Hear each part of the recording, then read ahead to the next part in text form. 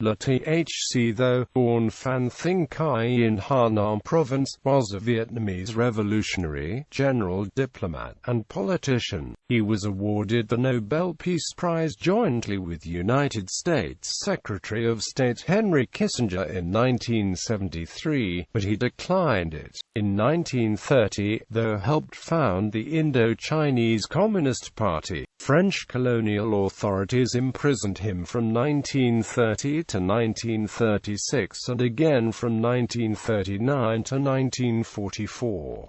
After his release in 1945, he helped lead the Viet Minh, the Vietnamese independence movement against the French, until the Geneva Accords were signed in 1954. In 1948, he was in South Vietnam as Deputy Secretary, head of the Organization Department of Cochinchina Committee Party. He then joined the Lao Dong Politburo of the Vietnam Workers' Party in 1955, now the Communist Party of Vietnam, though oversaw the communist insurgency that began in 1956 against the South Vietnamese government. In 1963, those supported the purges of the party surrounding Resolution 9. From 1978 to 1982, Tho was named by Hanoi to act as chief advisor to the Kampuchean United Front for National Salvation and later to the Nasland People's Republic of Kampuchea. Tho's mission was to ensure that Khmer nationalism would not override Vietnam's interests in Cambodia after the Khmer Rouge was overthrown. He was the standing member of the Central Committee's Secretariat of the party from 1982 to 1986 and later became the advisor of party's Central Committee. Paris Peace Accords.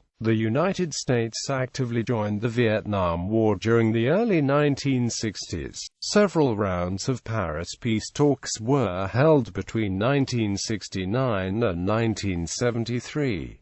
While Shan Tui led the official negotiating team representing the Democratic Republic of Vietnam at the talks in Paris, though a new National Security Advisor Henry Kissinger since February 1970 engaged in secret talks that eventually led to a ceasefire in the Paris Peace Accords of 23 January 1973.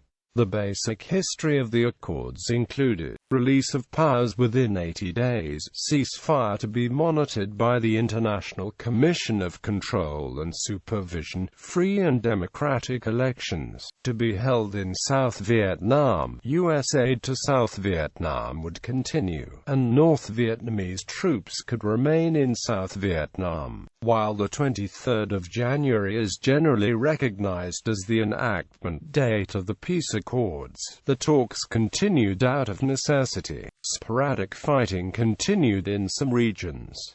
While U.S. ground forces were removed by the 29th of March, bombing continued in North Vietnam, due to continued allegations of ceasefire violations by all sides. Kissinger and Tho met in Paris in May and June 1973 for the purpose of getting the implementation of the peace agreement back on track. On the 13th of June 1973, the United States and North Vietnam signed a joint communiqué pledging mutual support for full implementation of the Paris Accords. Nobel Peace Prize. Tho and Henry Kissinger were jointly awarded the 1973 Nobel Peace Prize for their efforts in negotiating the Paris Peace Accords. However, Tho declined to accept the award, claiming that peace had not yet been established, and that the United States and the South Vietnamese governments were in violation of the Paris Peace Accords.